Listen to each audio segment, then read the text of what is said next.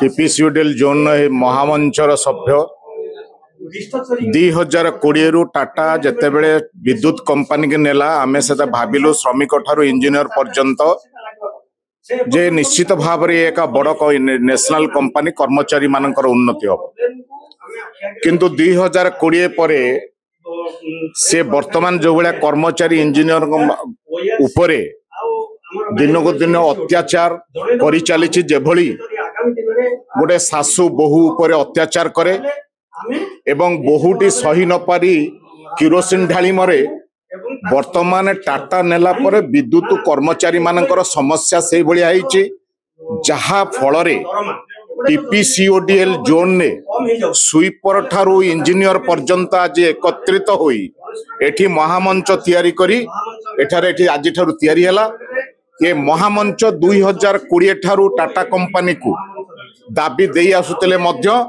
एमाने जेमती इंग्रेज माने शासन करथले सेही बेला शासन करि चलचंदी कर्मचारी मान को जो विद्युत नियामक आयोग अछि से टाटा कंपनी पॉकेट रे अछि कारण विद्युत नियामक आयोग सेसु कंपनी को दीर्घ 20 वर्ष धरी शासन करुथले मध्य कर्मचारी मानकर 49 कोटी टंका ईपीएफ रे नाही जा फल रे एबे गोटे श्रमिक टिए जदि रिटायर्ड करि जाउची ताहले से टंका टिए पाउ नाही एवं से राज्य सरकार को ब्लैकमेलिंग करिया को चाहूची वर्तमान हमर जो कर्मचारी भाई माने अछंती इंजीनियर भाई माने अछंती आउ 4 वर्ष कला परे सब रिटायर्ड करि जिवे रिटायर्ड करि गला परे तार जो मेन कंट्रोल जगह अच्छी टाटा इंजीनियर माने सेठी काम करछंती आम लोक किछि जानि नांती सी जदि आम लोक रिटायर्ड पर टाटा कंपनी काली कहबो राज्य सरकार को मु पळेबी ये सरकार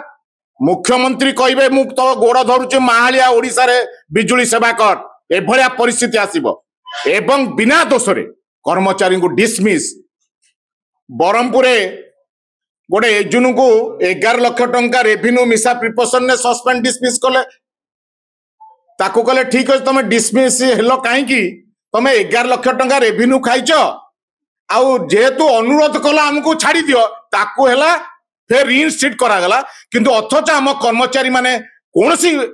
गुप्त काम रे लिप्त नथिले बता डिसमिस कराउचे सबुठारु अन्याय अत्याचार मिलिटरी शासन चलैछ ता विरुद्ध रे मंच ठिया जाइछ ए मंच स्वीपर ठारू इंजीनियर पर्यंत समस्ते गोटे राजदंड रे ठिया हेबे टाटा को चेतावनी दउचु जदि महामंच दाबी समाधान करा न जाए 15 दिन भितरे ता परे प्रलयंकर सृष्टि हबो सारा ओडिसा को अंधार करिवो ए महामंच आजिर प्रेस कॉन्फ्रेंस करिवार उद्देश्य होची एटा होची मुख्य उद्देश्य।